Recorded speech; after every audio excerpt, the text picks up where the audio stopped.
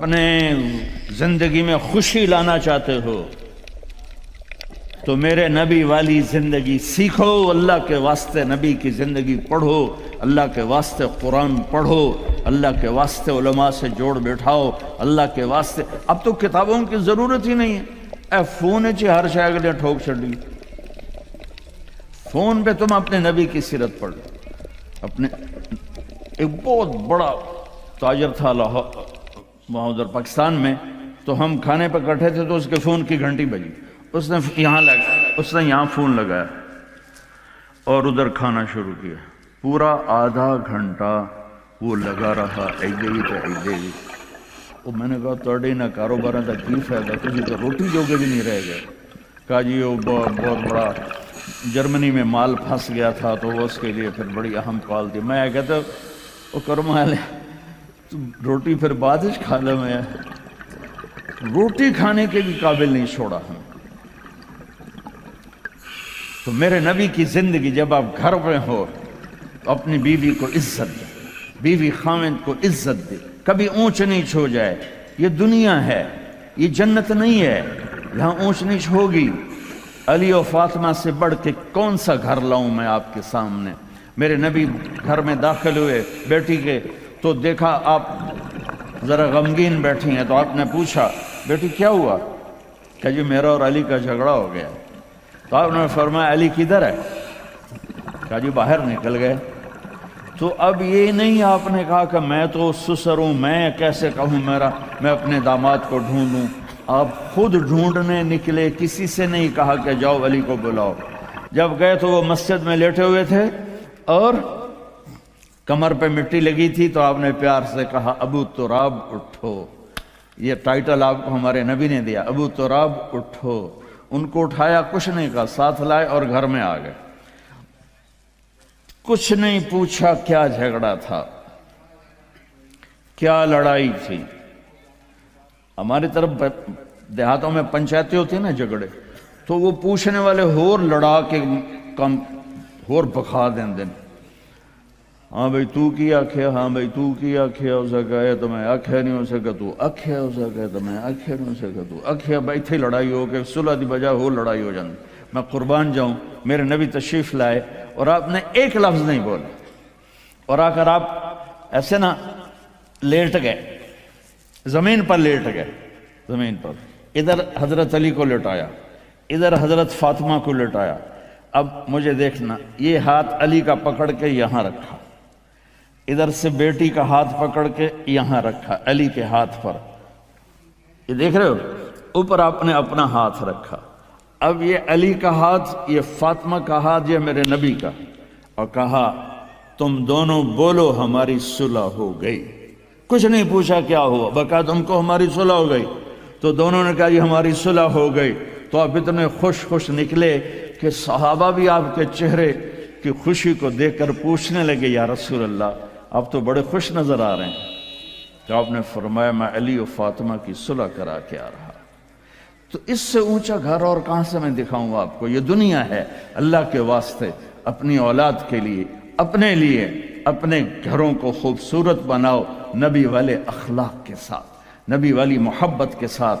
میں کیا سناؤں آپ کو؟ آپ نے حضرت عائشہ سے فرمایا عائشہ سنو، دھیان سے سنو، اظہار محبت، اظہار محبت۔ ہم نے کہا عائشہ مجھے جب سے پتہ چلا ہے کہ تو جنت میں میری بیوی ہے، مجھے موت ہی اچھی لگنے لگ گئی۔ اور عربوں کے ماحول میں، عرب کے ماحول میں کوئی یہ کہتا مجھے بیوی سے عشق ہے تو عیب سمجھتے تھے، اور کوئی کہتا میری محبوبہ ایسی تو کہتے واہ واہ۔ یہ عرب کا ماحول تھا، جیسے یہاں گرل فرینڈ کا بوائے فرینڈ کا چل گیا ہے۔ اللہ ہمارے بچوں کو پاک دامنی نصیب فرمائے۔ تو عرب اس میں نا کوئی نہیں جھجکتے تھے، کھلم کھلا۔ وَهَلْ تَبْكِينَ، اپنے لیلا مجنوں کا نام تو سنا ہوا ہے، یہ صحیح لوگ ہیں، ساڑھے ہیر رانجے تو سارے کوڑے کسے ہیں۔ وَهَلْ تَبْكِينَ لَيْلَا اِذَا مِتُّ قَبْلَهَا، وقام على قبر النساء النوائح كما لو أصاب الموت ليلى بكيتها وجاد لها دمع من العين صافح.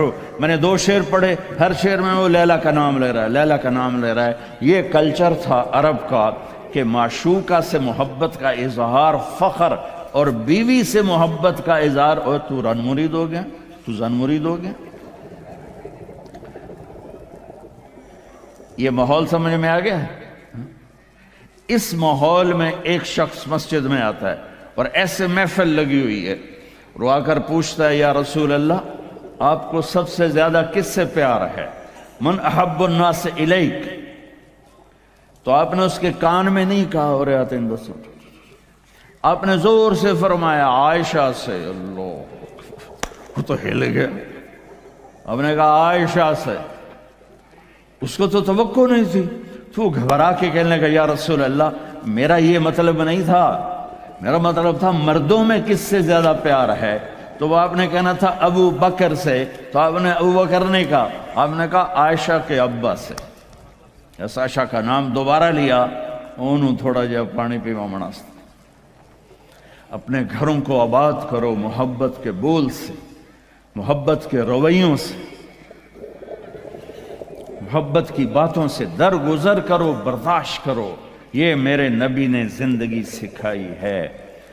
حضرت عمر کا فرمان ہے ما اکرمہن الا الکریم وما اہانہن الا اللئیم. بیوی کو وہ عزت دیتا ہے جو شرافت والا ہوتا ہے، اور بیوی کو وہ ذلیل کرتا ہے جو کمینہ ہوتا ہے. اتنا سخت لفظ کہیں نہیں استعمال ہوا کہ کمینہ آدمی بیوی کو ذلیل کرتا ہے اور شریف آدمی بیوی کو عزت دیتا ہے. تو میرے بھائی بہنوں، اللہ کے واسطے میری فریاد سنو. تمہارے گھروں کی خوبصورتی میرے نبی کی غلامی میں ہے. یہ ڈبل جابیں چھوڑو، یہ بڑے بڑے گھروں کی دوڑ چھوڑو، بڑی بڑی گاڑیوں کی دوڑ چھوڑو. اپنے گھروں کو بچاؤ اللہ کے واسطے، کیونکہ یہاں کی نسل خطرے میں ہے. پاکستان میں کوئی برے سے برا بچہ بھی ہوگا تو ایتھیسٹ نہیں بنے گا، اسلام نہیں چھوڑے گا. یہاں اسلام چھوڑ دیتے ہیں.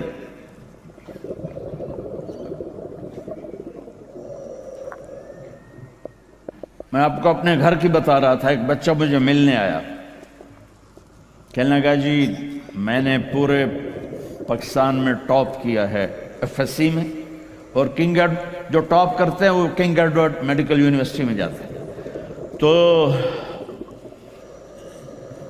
2 دفعہ میں خودکشی کی کوشش کر چکا ہوں، پلز کھائیں، گولیاں، لیکن وہ زندگی تھی بچ گیا.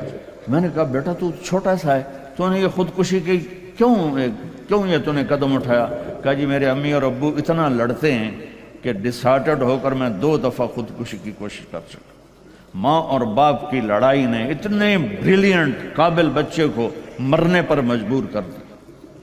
کوئی بھوک نہیں تھی، سوکھے تھے، اچھے خوشحال گھرانہ تھا، لیکن خامد بھی بد زبان، بیوی بھی بد زبان، تو بچے خودکشی پہ آ گئے. بھائیو اگر آپ اپنے آپ کو خوبصورت بنانا چاہتے ہو، دیکھو میں ہاتھ جوڑتا ہوں، سب دیکھو، اس زبان پہ قابو پا لو. یہ زبان خوبصورت ہو گئی، دل جڑ جائیں. یہ چند روزہ زندگی ہے. میرے نبی کی 2 سنتیں لے لو. ایک زبان پہ قابو، یہ اس زبان پہ قابو پا لو، اس زبان پہ قابو پا لو، اس زبان پہ قابو پا لو، تو آپ کے گھروں کے 90% مسائل ختم ہو جائیں گے. اور دل کو سب سے صاف رکھو، اور اپنے ایک دوسرے کا ہاتھ بڑھاؤ. اپنے بچوں کو اپنی دولت سمجھو، ان کو یہاں اچھا مسلمان بنا کے چھوڑو. اب یہ نسل یہاں رہنے والی ہے، واپس نہیں جائے گی. نہ تم جاؤ گے نہ تمہاری نسلیں جائیں گی. ایک پٹھان کوئی بیٹھا ہو تو پہلے معافی مانگتا ہوں. تو ایک پٹھان کا خرگوش گم ہو گیا، تو لوگوں نے افسوس کیا کہ خان جی آپ کا تو خرگوش گم ہو گیا. تو وہ کہنے لگا ارے بھائی غم نہ کرو، ہم نے اس کو نسوار کھلایا ہوا ہے، جب نشہ ٹوٹے گا ہمارے پاس ہی آئے گا. تو تمہیں آسٹریلیا کی نسوار لگی یا تم پاکستان واپس جاؤ گے؟ نہیں جاؤ گے، ادھر ہی رہو گے۔ لہذا یہاں اس طرح زندگی سیکھو کہ آپ کی نسلیں اسلام پہ باقی رہیں۔